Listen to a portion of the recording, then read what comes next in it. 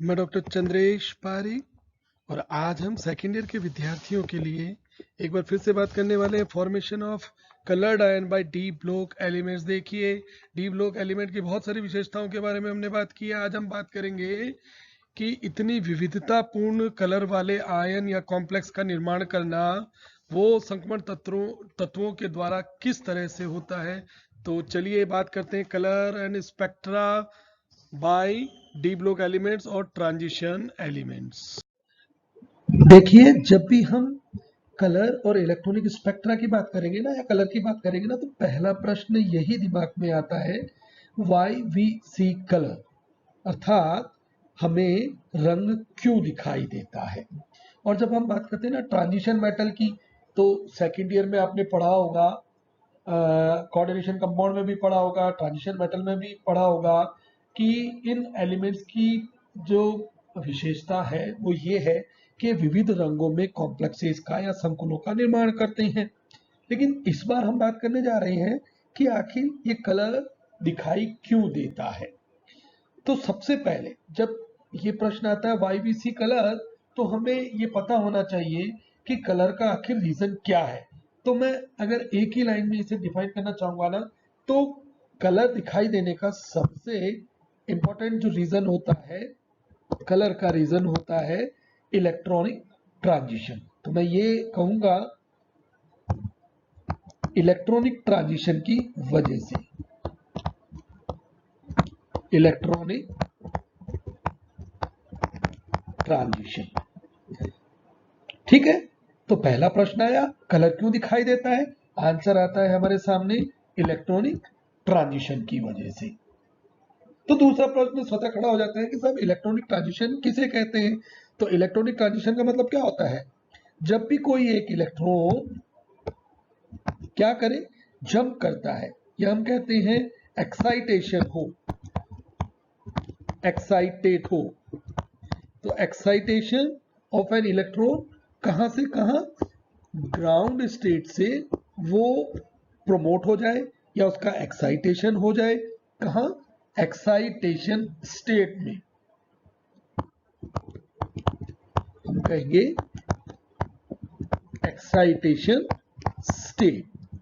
या हम ये भी कह सकते हैं लोअर एनर्जी लेवल से अपर एनर्जी लेवल के ऊपर, तो हम कह देते हैं, या फिर excitation from lower energy level to कहां होगा, अपर एनर्जी लेवल पर। तो कलर क्यों दिखाई देता है, हम कहते हैं साहब कलर इसलिए दिखाई देता है कि इलेक्ट्रॉनिक ट्रांजिशन होते हैं।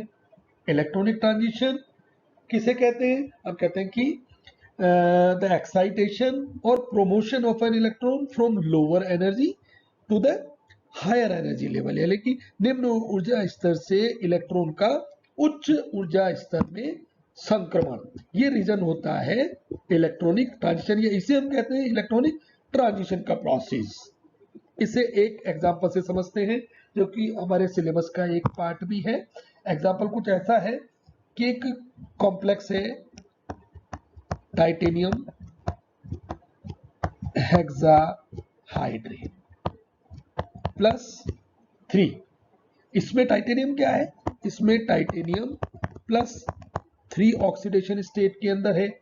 और +3 का मतलब क्या हो गया, +3 का मतलब उसके पास में एक इलेक्ट्रॉन हुआ, तो हम कहेंगे कि वो किस फॉर्म में है, 3d1, यानी कि उसके पास सिर्फ एक ही इलेक्ट्रॉन है। और ये कंपाउंड कैसा है, ये कंपाउंड दिखाई देता है हमें पर्पल कलर का।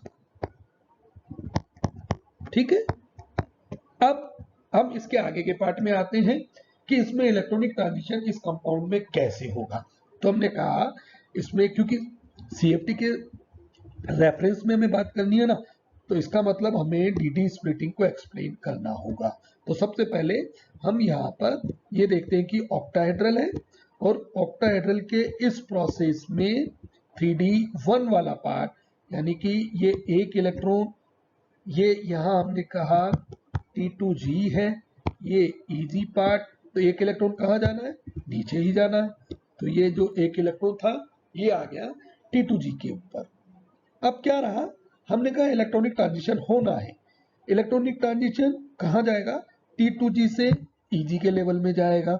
T2G से EG लेवल में जाने का मतलब हुआ यहाँ से इलेक्ट्रॉन जाएगा, यहाँ जंप करेगा, यहाँ जंप करके इलेक्ट्रॉन आ जाएगा। उसके बाद हमने कहा ये प्रोसेस किससे हुआ? स्वतः तो ऑटोमेटिकली तो ये प्रोसेस होने से रहा। इसे चाहिए रेडिएशन, ये लाइट एब्जॉर्ब करेगा। तो हमने कहा ये लाइट एब्जॉर्ब की, एच न्यू यानी कि फोटॉन्स लिए। ठीक है, थर्मल का सिंबल नहीं है, एच न्यू का सिंबल है, मींस फोटॉन्स को एब्जॉर्ब करता है और इलेक्ट्रॉन एक्साइटेशन के बाद में स्थिति बन जाती हमारे पास में कुछ ऐसी। ये हमने कहा एक्साइटेड लेवल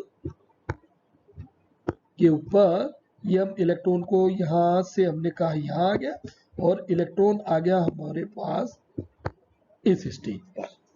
तो क्या हो गया? ये T2G और ये EG, ये एक इलेक्ट्रॉन था। तो इलेक्ट्रॉन कहाँ जंप कर गया? लोअर एनर्जी लेवल से हायर एनर्जी लेवल के ऊपर। आप इसको एक्साइटेशन कह सकते हो, आप इसको प्रमोशन ऑफ एन इलेक्ट्रॉन भी कह सकते हो। लोअर एनर्जी से हायर एनर्जी लेवल या लोअर या ग्राउंड स्टेट से हम कहेंगे एक्साइटेड स्टेट पर। तो ये कहलाता है इलेक्ट्रॉनिक ट्रांजिशन। तो यही कलर का रीजन है। अब हम बात करेंगे कि आखिरकार ऐसा क्यों हुआ कि इलेक्ट्रॉनिक ट्रांजिशन हुआ और हमें कलर दिखाई दिया। तो दो तरह के ट्रांजिशन होंगे। हमने कहा पहला चार्ज ट्रांसफर, दूसरा डीडी ट्रांजिशन। तो पहले अपन बात करते हैं डीडी ट्रांजिशन की कि वास्तव में डीडी ट्रांजिशन क्या है। तो लीजिए हम बात करने वाले हैं डीडी ट्रांजिशन की। अब डीडी ट्रांजिशन में क्या होगा कि एक इलेक्ट्रॉन का ट्रांजिशन होगा लोअर से अपर लेवल की तरफ, क्योंकि नाम ही है डी, यानी कि वो ऑर्बिटल डी का ही होगा। अब हमारे पास में हमने सीएफटी में बात दो ही तरह के कॉम्प्लेक्सेस की अभी तक की है। क्या हो कि यदि कॉम्प्लेक्स आपके पास में ऑक्टाहेड्रल हो,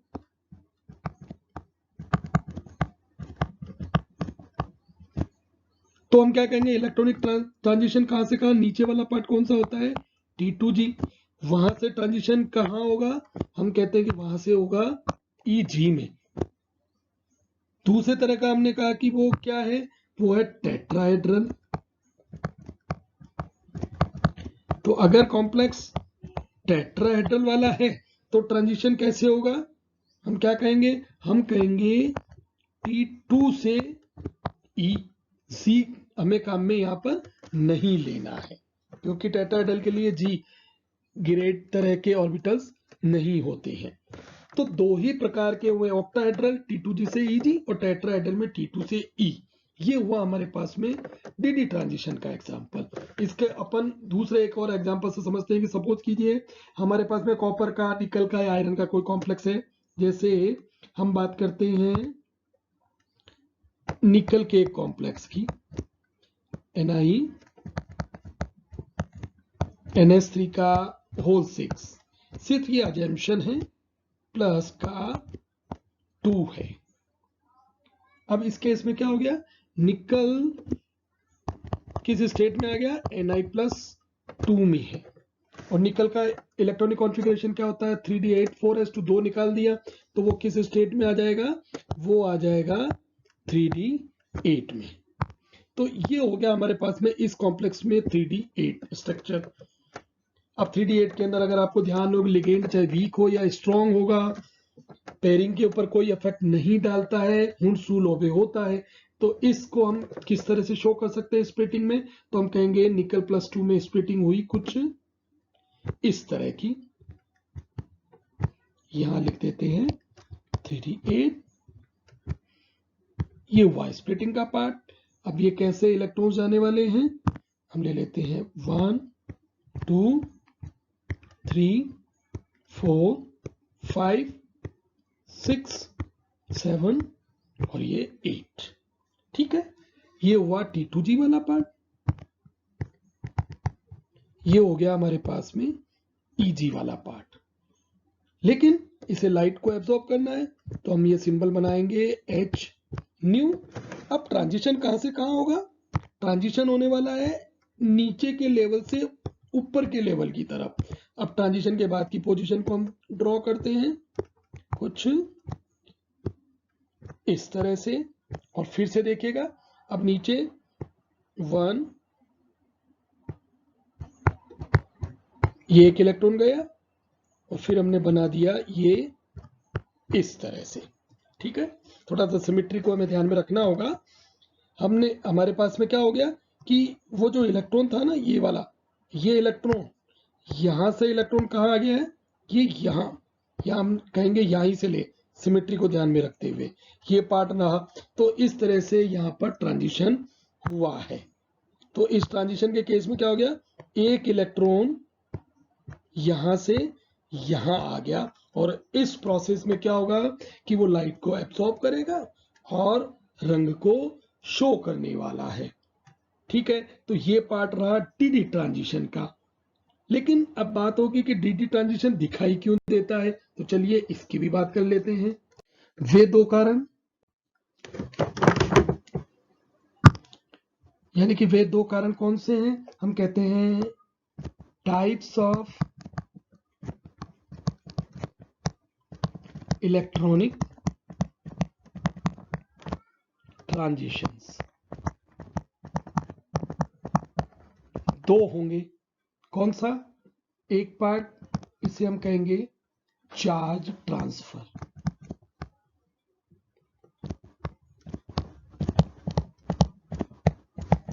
और दूसरा जो रीजन होगा वो होगा इलेक्ट्रॉनिक ट्रांजिशन प्योर, या हम कहेंगे डीडी और एफएफ ट्रांजिशन।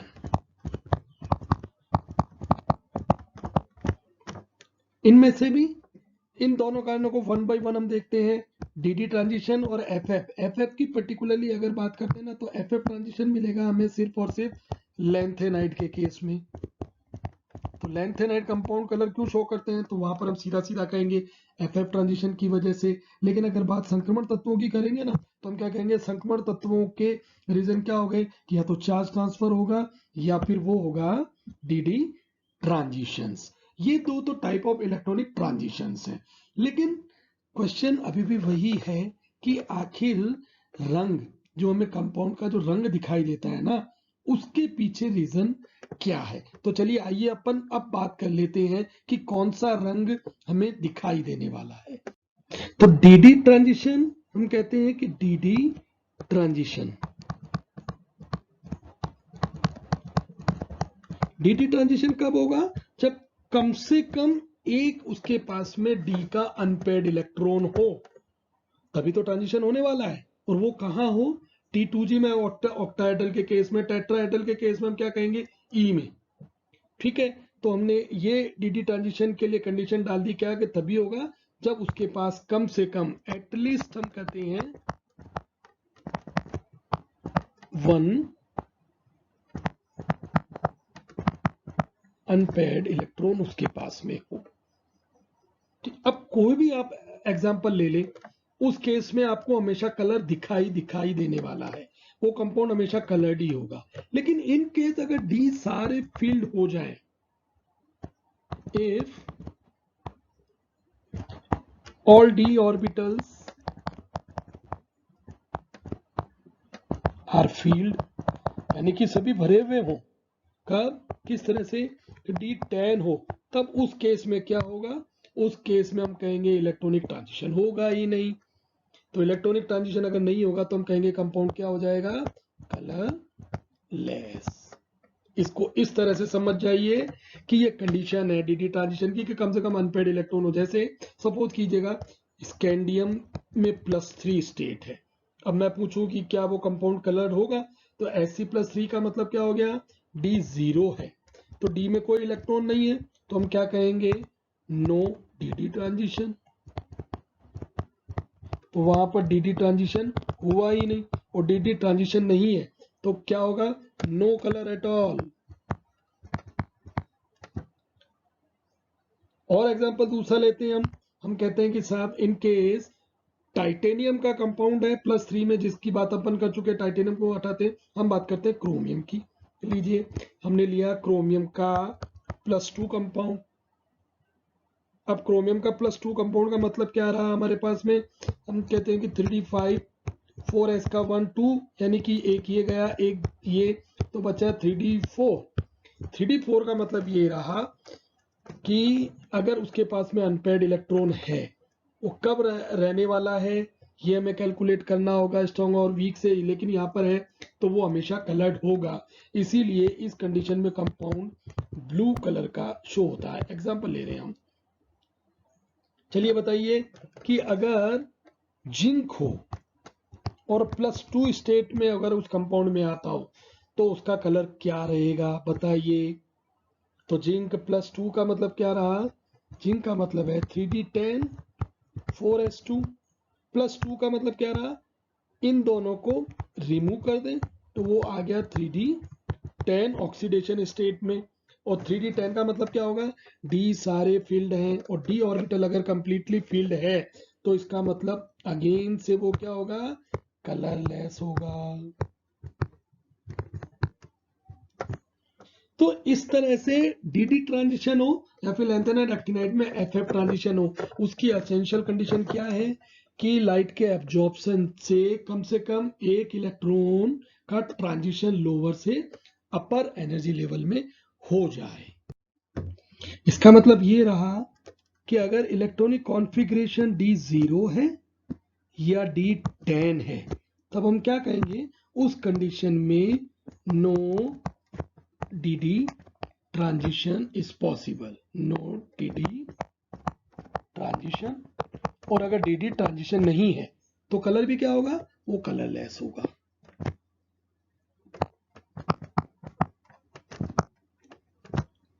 ठीक है, चलिए अगर हम कर लेते हैं तो मैं आपको एक एग्जांपल देता हूं MnO4 माइनस, या फिर हम बात करते हैं Cr2O7 का -2। अब मैं अगर ये कहूं कि इन दोनों कंपाउंड के लिए क्या ये कलर शो करेंगे या नहीं करेंगे, तो आप क्या करेंगे, सबसे पहले ऑक्सीडेशन स्टेट निकालेंगे। ऑक्सीडेशन स्टेट फर्स्ट केस के अंदर अगर हम बात करें मैंगनीज के केस में तो क्या होगा, मैंगनीज के केस में मैंगनीज किस ऑक्सीडेशन स्टेट में आ गया है, मैंगनीज हुआ है +7 ऑक्सीडेशन स्टेट में। इसका मतलब क्या रहा, उसका इलेक्ट्रॉनिक कॉन्फ़िगरेशन हुआ 3d0 4s0। तो आप क्या कहोगे, नो dd ट्रांजिशन, तो कलर नहीं होगा।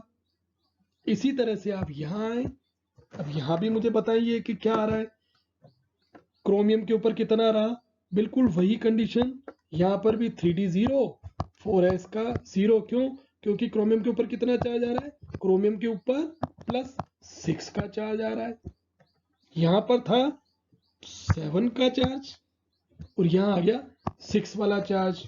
तो दोनों ही कंडीशन में आप क्या कहोगे, नो dd ट्रांजिशन, तो हम कहेंगे नो कलर यानी कि कलरलेस होगा। लेकिन एग्जैक्टली ऐसा नहीं होता, बल्कि इन दोनों ही कंपाउंड के कलर आपकी लैब में आपने देखा होगा सबसे इंटेंसिफाइड, या हम कहते हैं बहुत ही इंटेंस और ब्राइट कलर होते हैं। पर्पल कलर का चमकदार क्रिस्टल पोटेशियम परमैंगनेट के KMnO4 के होते हैं, जबकि लैब का सबसे जो प्यारा कलर है ना वो K2Cr2O7 का होता है, ऑरेंज कलर में एकदम चमकदार। तो ऐसा क्यों हुआ, यहाँ पर dd ट्रांजिशन तो काम नहीं कर रहा है लेकिन उसके बावजूद भी ये कलर शो कर रहे हैं। तो एक रीजन हमने dd ट्रांजिशन की कही, तो अब क्वेश्चन मार्क लग गया dd ट्रांजिशन के ऊपर। तो उसके बाद में अब सेकंड थ्योरी सजेस्ट की गई जिसे नाम दिया गया चार्ज ट्रांसफर स्पेक्ट्रा।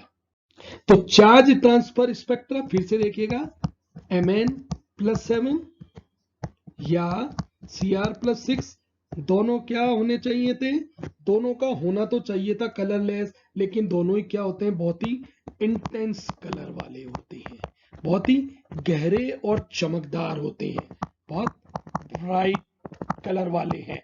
तो जो सेकंड थ्योरी दी गई इलेक्ट्रॉनिक ट्रांजिशन की, उसे नाम दिया जाता है चार्ज। मैंने 1 इसलिए लगाया है कि सेकंड dd ट्रांजिशन की बात हम कर चुके हैं, चार्ज ट्रांसफर। चार्ज ट्रांसफर का जो कॉन्सेप्ट रखा गया वो dd ट्रांजिशन के अनसक्सेसफुल होने के बाद ही रखा गया।